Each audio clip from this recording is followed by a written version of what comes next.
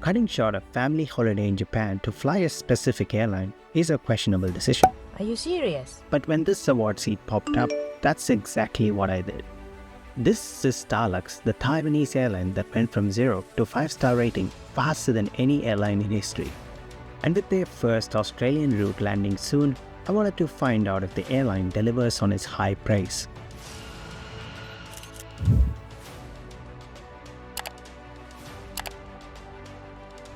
Today we're going to be flying on a new airline, for us anyway, Starlux. Heard lots of great things about it, but is it actually worth the hype? Let's find out together. Osaka's Kansai International Airport sits on an artificial island in Osaka Bay, about 50 kilometers from the city. The Haruka Express gets you there from Osaka in about 40 minutes. It's just ticked over 10 here, so it looks like for once our train's actually going to be late in Japan. Can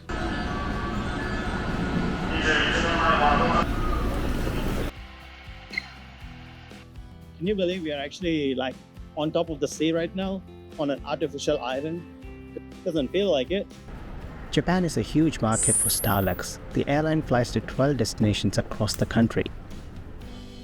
Osaka gets 2 wide-body aircraft per day, and we are on the 1:35 p.m. departure. The airport was pretty busy at the time, but the Starlux check-in was quite efficient. Starlux. It's Starlux. Hi. Starlux has dedicated first and business class counters with carpeted lanes. 2 checked bags up to 32 kg is included as part of the ticket. And I'll get to how I redeem points for this ticket at the end of the video. A fast lane ticket for security and immigration was also provided, which made those formalities a breeze. Soon, we are airside, walking past the array of duty-free shops in pursuit of our lounge for the day. Now, Starlux doesn't have its own lounge at Osaka, so eligible passengers are directed to the shared KIX Lounge instead. Shared airport lounges can be a hit or miss, but this one has earned its keep. 3,000 square meters with 600 plus seats and 2 distinct sections. The north side of the lounge is your go-to for food. The selection was an alright buffet of hot dishes, but the real show stealer was this giant cup noodle figurine, an ode to Osaka as the birthplace of cup noodles. There was also a small self-service bar with a selection of drinks, as well as a paid menu for cocktails. The lounge had shower facilities and even a children's play area, which was really appreciated. If you're after a quiet workspace, the south is more suited to that. This area had its own snacking station and a minibar. On the downside, the views were pretty limited, so I headed to my gate instead to watch our aircraft coming in to land.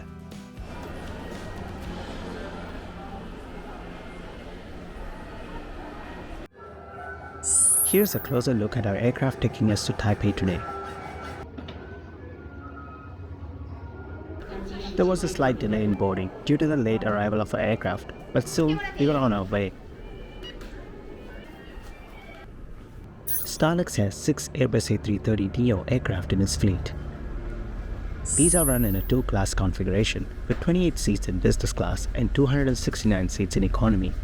The business class seats are laid out in a staggered 1-2-1 configuration. There are no bassinets in this cabin, so to minimize disruption to others, we chose seats in row 8, right at the back of the cabin. Hello.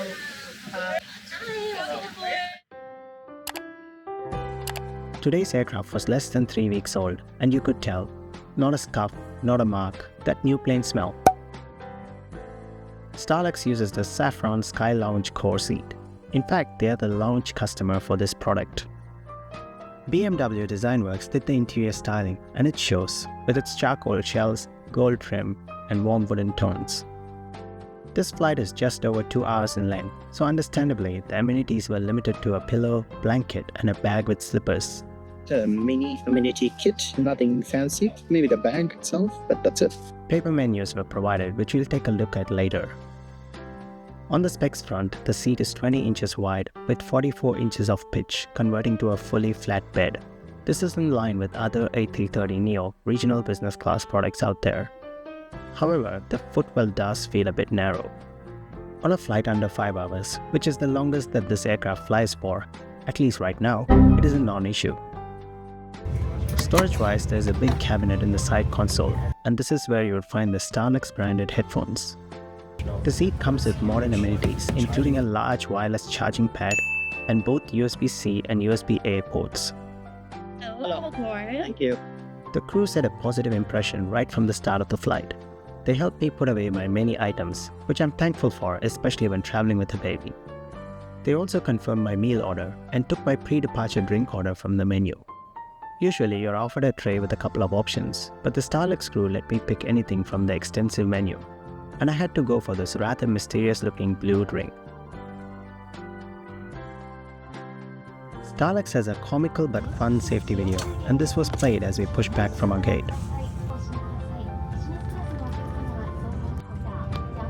An extended taxi to runway 24R followed, after which we were on our way to Taipei.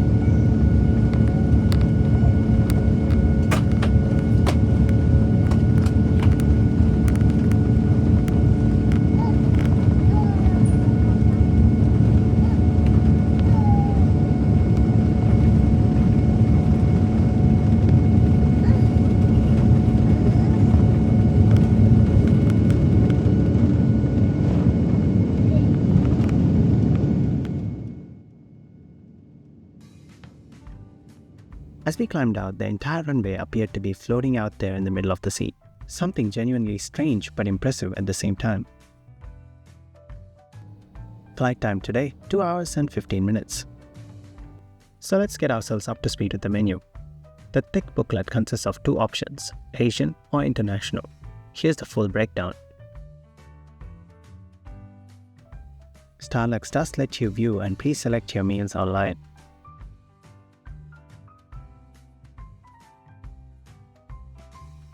Following those 2 pages is a super extensive drinks list. That includes a cocktail selection as well as a wide range of spirits, liquors and beers. The list continues to keep going with mocktails, juices, sake and a selection of coffee and tea. And oh, we are not finished yet with the drinks, because wines get their separate menu.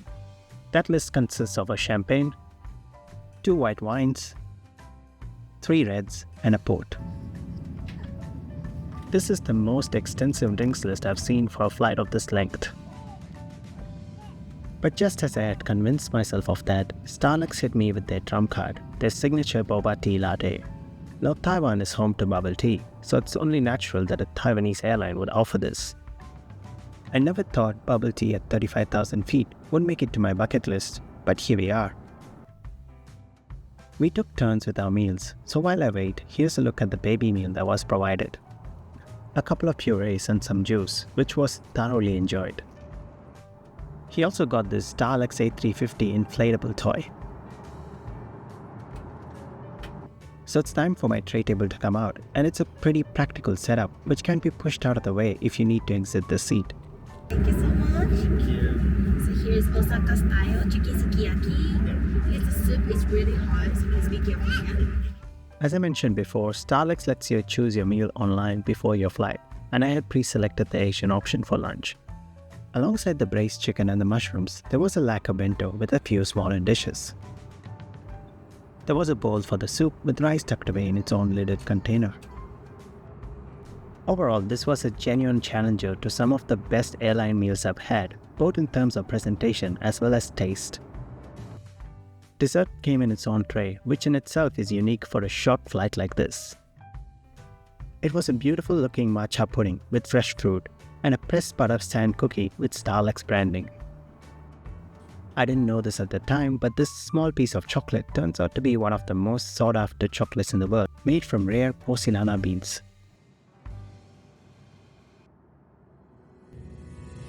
After the meal service, I took some time to check out the in-flight entertainment unit. The screen is a massive 17.3-inch 4K touchscreen, and it's one of the best I've used. It is sharp, responsive with a vast content library. It can also be controlled by this rather funky looking remote. I also like how you can view titles as lists or grids, which makes searching a lot easier. The system also supports Bluetooth pairing if you'd rather use your own headphones. Wi-Fi is available, but unfortunately not the fast kind. Starlux, despite its closeness to the name, doesn't use Starlink for its Wi-Fi. The service is provided by Viasat and I clocked around 1.5 megabits per second. It is totally fine for texting and browsing, but you're not going to be able to stream anything. I also took a quick look at one of the two lavatories in the cabin. The new aircraft thing probably plays its part, but this was one of the cleanest lavatories I've stepped in on an aircraft. The amenities were all well stocked too. And it was nice to see an air nozzle in the loo. With snacks like these, the crew kept us treated for the rest of the flight.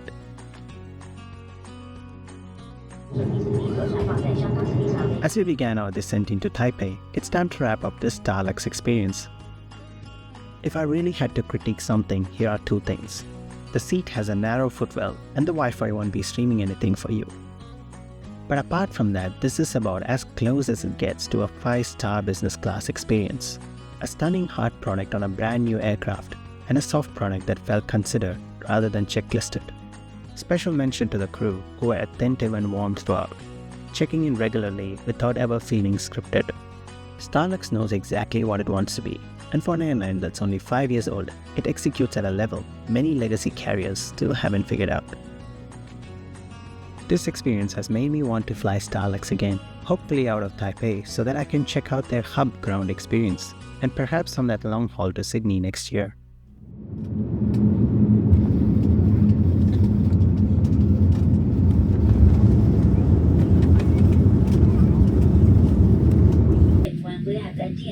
International Airport.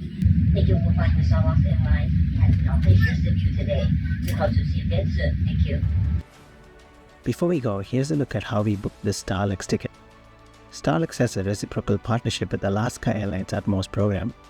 It costs 15,000 Atmos rewards points plus $65 in taxes for the seat. For comparison, a cash price on this route is usually $600. Was cutting short a family holiday to fly this the right call? Objectively, no. Do I regret it? Not even a little. And spending a few extra days in Taipei on the way home wasn't bad either.